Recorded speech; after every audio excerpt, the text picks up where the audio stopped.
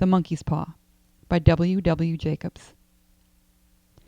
Without, the night was cold and wet. But in the small parlor of Laburnum Villa, the blinds were drawn, and the fire burned brightly. Father and son were at chess.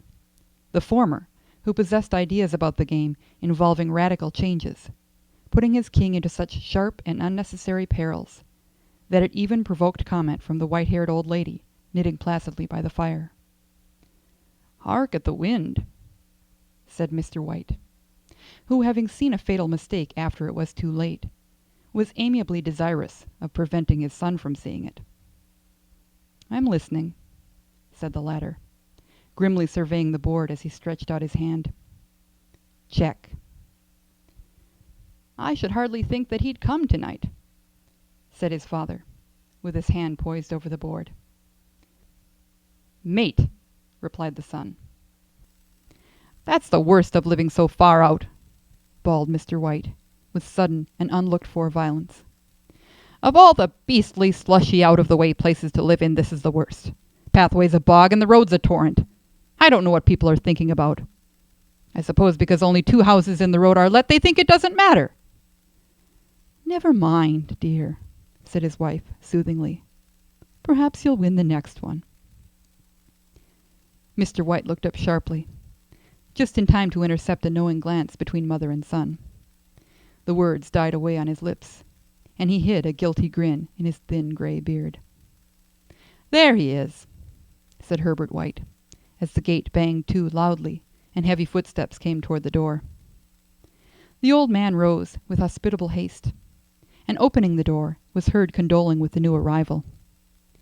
The new arrival also condoled with himself, so that Mrs. White said, "Tut, tut," and coughed gently as her husband entered the room, followed by a tall, burly man, beady of eye and rubicund of visage.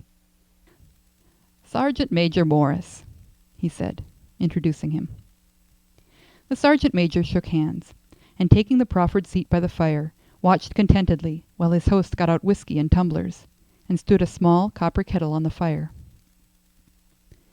At the 3rd glass his eyes got brighter, and he began to talk, the little family circle regarding with eager interest this visitor from distant parts, as he squared his broad shoulders in the chair and spoke of wild scenes and doughty deeds, of wars and plagues and strange peoples.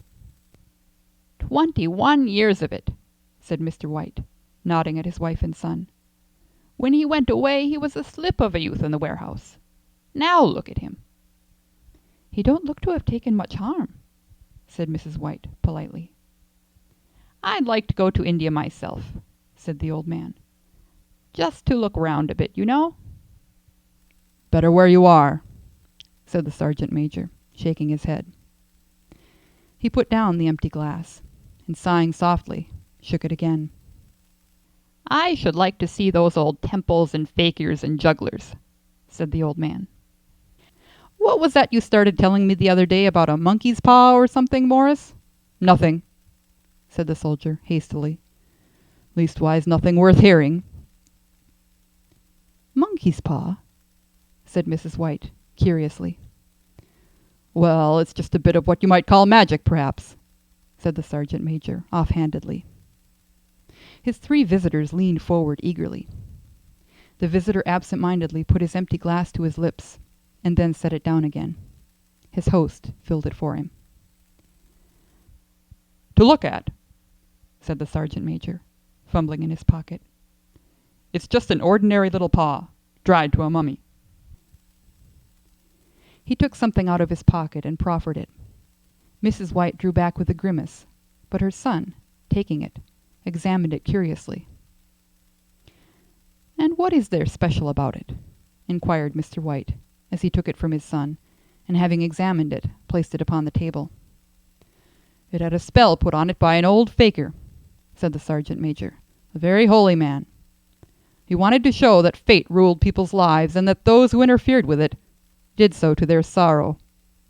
He put a spell on it, so that 3 separate men could each have 3 wishes from it." His manner was so impressive that his hearers were conscious that their light laughter jarred somewhat. "Well, why don't you have 3, sir?" said Herbert White, cleverly. The soldier regarded him in the way that middle age is wont to regard presumptuous youth. "I have," he said, quietly, and his blotchy face whitened. "And did you really have the 3 wishes granted?" asked Mrs. White. "I did," said the sergeant major, and his glass tapped against his strong teeth. "And has anybody else wished?" persisted the old lady. "The first man had his 3 wishes, yes," was the reply. "I don't know what the first 2 were, but the 3rd was for death. That's how I got the paw." His tones were so grave that a hush fell upon the group. "If you've had your 3 wishes, it's no good to you now, then, Morris," said the old man at last. "What do you keep it for?" The soldier shook his head. "Fancy, I suppose," he said, slowly. "I did have some idea of selling it, but I don't think I will. It has caused enough mischief already. Besides, people won't buy. They think it's a fairy tale, some of them. And those who do think anything of it want to try it first and pay me afterward." "If you could have another 3 wishes," said the old man, eyeing him keenly, "would you have them?" "I don't know," said the other. "I don't know."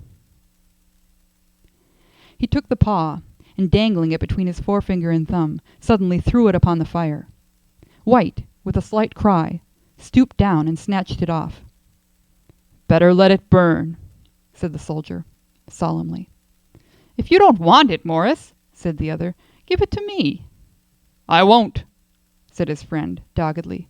"I threw it on the fire. If you keep it, don't blame me for what happens. Pitch it on the fire again like a sensible man." The other shook his head and examined his new possession closely. "How do you do it?" he inquired. "Hold it up in your right hand and wish aloud," said the sergeant major. "But I warn you of the consequences." "Sounds like the Arabian Nights," said Mrs. White, as she rose and began to set the supper. "Don't you think you might wish for 4 pairs of hands for me?" Her husband drew the talisman from his pocket, and then all 3 burst into laughter as the sergeant major, with a look of alarm on his face, caught him by the arm. "If you must wish," he said gruffly, "wish for something sensible." Mr. White dropped it back in his pocket, and placing chairs, motioned his friend to the table. In the business of supper, the talisman was partly forgotten, and afterward the 3 sat listening in an enthralled fashion to a second installment of the soldier's adventures in India. "If the tale about the monkey's paw is not more truthful than those he has been telling us," said Herbert, as the door closed behind their guest, just in time for him to catch the last train, "we shan't make much out of it." "Did you give him anything for it, father?" inquired Mrs. White, regarding her husband closely. "A trifle," said he, coloring slightly. "He didn't want it, but I made him take it, and he pressed me again to throw it away." "Likely," said Herbert, with pretended horror. "Why, we're going to be rich and famous and happy. Wish to be an emperor, father, to begin with.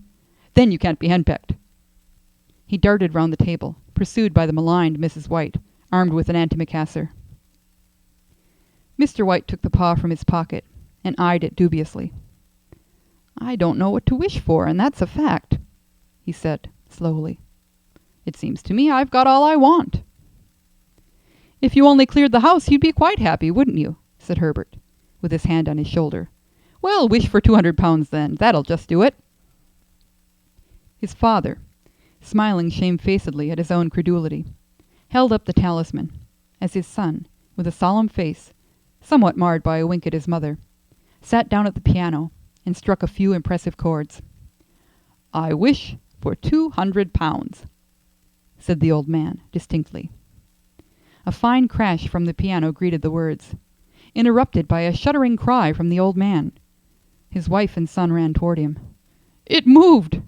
he cried, with a glance of disgust at the object as it lay on the floor. "As I wished. It twisted in my hand like a snake."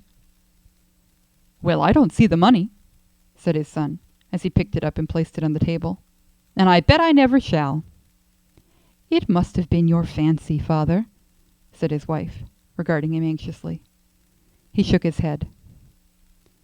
"Never mind, though. There's no harm done, but it gave me a shock all the same." They sat down by the fire again, while the two men finished their pipes. Outside the wind was higher than ever, and the old man started nervously at the sound of a door banging upstairs. A silence unusual and depressing settled upon all three, which lasted until the old couple rose to retire for the night. "I expect you'll find the cash tied up in a big bag in the middle of your bed," said Herbert, as he bade them good night, "and something horrible squatting up on top of the wardrobe, watching you as you pocket your ill-gotten gains." He sat alone in the darkness, gazing at the dying fire and seeing faces in it. The last face was so horrible and so simian that he gazed at it in amazement. It got so vivid that with a little uneasy laugh he felt on the table for a glass containing a little water to throw over it. His hand grasped the monkey's paw, and with a little shiver he wiped his hand on his coat and went up to bed. In the brightness of the wintry sun next morning, as it streamed over the breakfast table, he laughed at his fears. There was an air of prosaic wholesomeness about the room which it had lacked on the previous night, and the dirty, shriveled little paw was pitched on the sideboard with a carelessness which betokened no great belief in its virtues. "I suppose all old soldiers are the same," said Mrs. White. "The idea of our listening to such nonsense! How could wishes be granted in these days? And if they could, how could 200 pounds hurt you, father?" "Might drop on his head from the sky," said the frivolous Herbert. "Morris said the things happened so naturally," said his father, "that you might, if you so wished, attribute it to coincidence." "Well, don't break into the money before I come back," said Herbert, as he rose from the table. "I'm afraid it'll turn you into a mean, avaricious man, and we shall have to disown you." His mother laughed, and following him to the door, watched him down the road, and returning to the breakfast table, was very happy at the expense of her husband's credulity. All of which did not prevent her from scurrying to the door at the postman's knock, nor prevent her from referring somewhat shortly to retired sergeant majors of bibulous habits, when she found that the post brought a tailor's bill. "Herbert will have some more of his funny remarks, I expect, when he comes home," she said, as they sat at dinner. "I dare say," said Mr. White, pouring himself out some beer. "But for all that, the thing moved in my hand, that I'll swear to." "You thought it did," said the old lady, soothingly. "I say it did," replied the other. "There was no thought about it. I had just— What's the matter?" His wife made no reply. She was watching the mysterious movements of a man outside, who, peering in an undecided fashion at the house, appeared to be trying to make up his mind to enter. In mental connection with the 200 pounds, she noticed that the stranger was well dressed and wore a silk hat of glossy newness. 3 times he paused at the gate and then walked on again. The 4th time he stood with his hand upon it, and then, with sudden resolution, flung it open and walked up the path. Mrs. White at the same moment placed her hands behind her, and hurriedly unfastening the strings of her apron, put that useful article of apparel beneath the cushion of her chair. She brought the stranger, who seemed ill at ease, into the room. He gazed at her furtively, and listened in a preoccupied fashion as the old lady apologized for the appearance of the room and her husband's coat, a garment which he usually reserved for the garden. She then waited as patiently as her sex would permit for him to broach his business, but he was at first strangely silent. "I was asked to call," he said at last, and stooped and picked a piece of cotton from his trousers. "I come from Ma and Megan's." The old lady started. "Is anything the matter?" she asked, breathlessly. "Has anything happened to Herbert? What is it? What is it?" Her husband interposed. "There, there, mother," he said hastily. "Sit down and don't jump to conclusions. You've not brought bad news, I'm sure, sir." And he eyed the other wistfully. "I'm sorry," began the visitor. "Is he hurt?" demanded the mother, wildly. The visitor bowed in assent. "Badly hurt," he said quietly, "but he is not in any pain." "Oh, thank God!" said the old woman, clasping her hands. "Thank God for that! Thank—" She broke off suddenly, as the sinister meaning of the assurance dawned upon her, and she saw the awful confirmation of her fears in the other's perverted face. She caught her breath, and turning to her slower-witted husband, laid her trembling old hand upon his. There was a long silence. "He was caught in the machinery," said the visitor at length in a low voice. "Caught in the machinery?" repeated Mr. White, in a dazed fashion. "Yes." He sat staring blankly out the window, and taking his wife's hand between his own, pressed it as he had been wont to do in their old courting days nearly 40 years before. "He was the only one left to us," he said, turning gently to the visitor. "It is hard." The other coughed, and rising, walked slowly to the window. "The firm wished me to convey their sincere sympathy with you in your great loss," he said, without looking round. "I beg that you will understand I am only their servant and merely obeying orders." There was no reply. The old woman's face was white, her eyes staring, and her breath inaudible. On the husband's face was a look such as his friend the sergeant might have carried into his first action. "I was to say that Ma and Meggins disclaim all responsibility," continued the other. "They admit no liability at all, but in consideration of your son's services, they wish to present you with a certain sum as compensation." Mr. White dropped his wife's hand, and rising to his feet, gazed with a look of horror at his visitor. His dry lips shaped the words, "How much?" £200, was the answer. Unconscious of his wife's shriek, the old man smiled faintly, put out his hands like a sightless man, and dropped, a senseless heap, to the floor.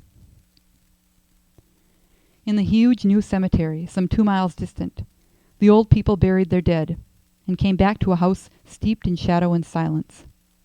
It was all over so quickly that at first they could hardly realize it, and remained in a state of expectation, as though of something else to happen. Something else which was to lighten this load, too heavy for old hearts to bear. But the days passed, and expectation gave place to resignation, the hopeless resignation of the old, sometimes miscalled apathy. Sometimes they hardly exchanged a word, for now they had nothing to talk about, and their days were long to weariness.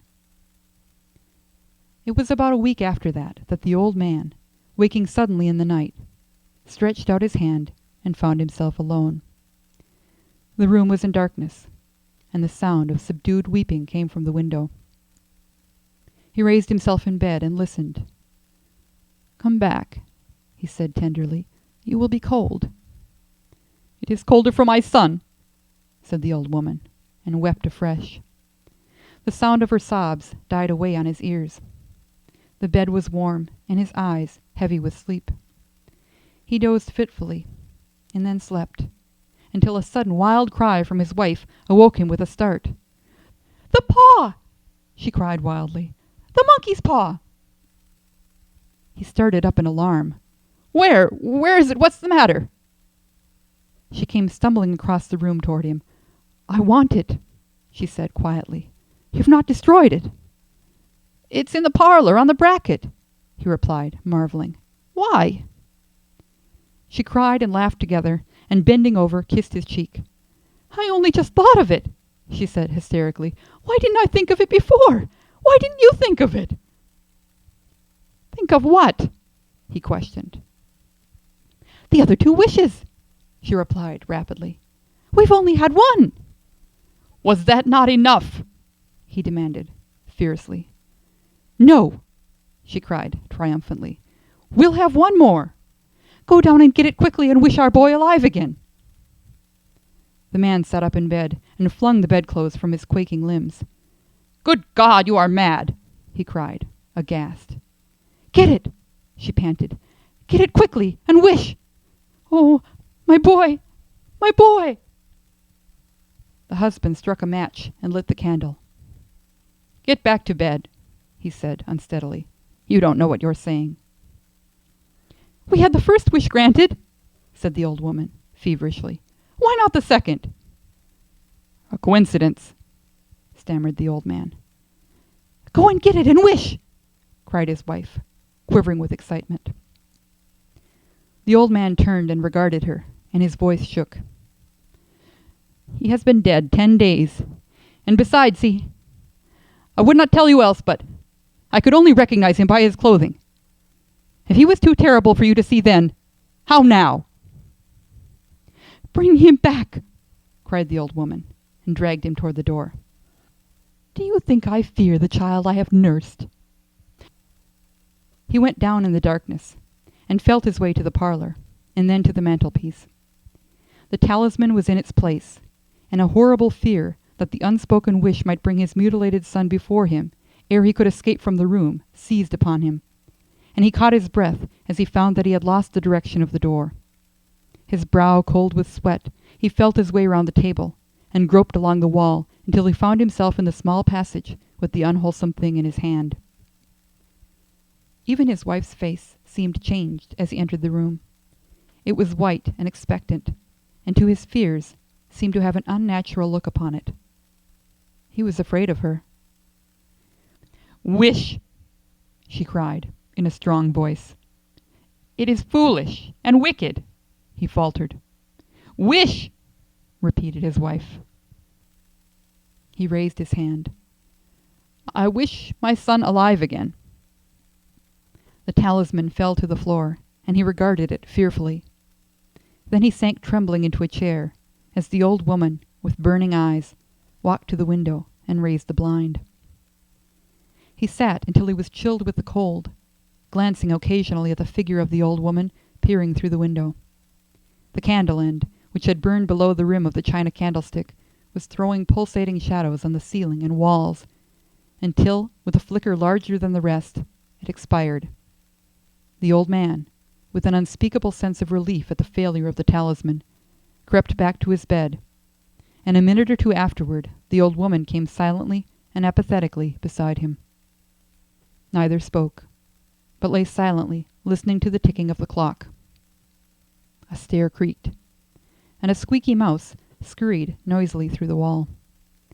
The darkness was oppressive, and after lying for some time screwing up his courage, he took the box of matches, and striking one, went downstairs for a candle. At the foot of the stairs the match went out, and he paused to strike another. And at the same moment a knock, so quiet and stealthy as to be scarcely audible, sounded on the front door. The matches fell from his hand and spilled in the passage. He stood motionless, his breath suspended, until the knock was repeated. Then he turned and fled swiftly back to his room and closed the door behind him. A third knock sounded through the house. "What's that?"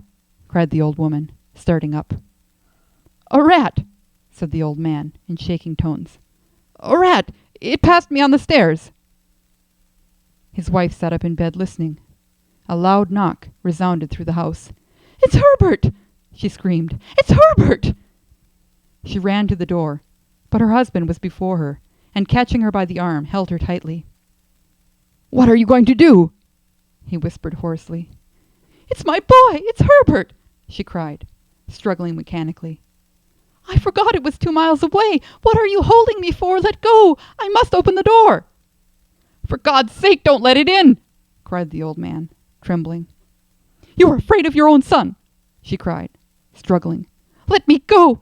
I'm coming, Herbert! I'm coming!" There was another knock, and another. The old woman, with a sudden wrench, broke free and ran from the room. Her husband followed to the landing, and called after her appealingly as she hurried downstairs. He heard the chain rattle back, and the bottom bolt drawn slowly and stiffly from the socket. Then the old woman's voice, strained and panting. "The bolt!" she cried loudly. "Come down! I can't reach it!" But her husband was on his hands and knees, groping wildly on the floor in search of the paw. If he could only find it before the thing outside got in. A perfect fusillade of knocks reverberated through the house, and he heard the scraping of a chair as his wife put it down in the passage against the door. He heard the creaking of the bolt as it came slowly back, and at the same moment he found the monkey's paw and frantically breathed his third and last wish. The knocking ceased suddenly, although the echoes of it were still in the house. He heard the chair drawn back, and the door opened. A cold wind rushed up the staircase, and a long, loud wail of disappointment and misery from his wife gave him courage to run down to her side, and then to the gate beyond. The street lamp flickering opposite shone on a quiet and deserted road. The end.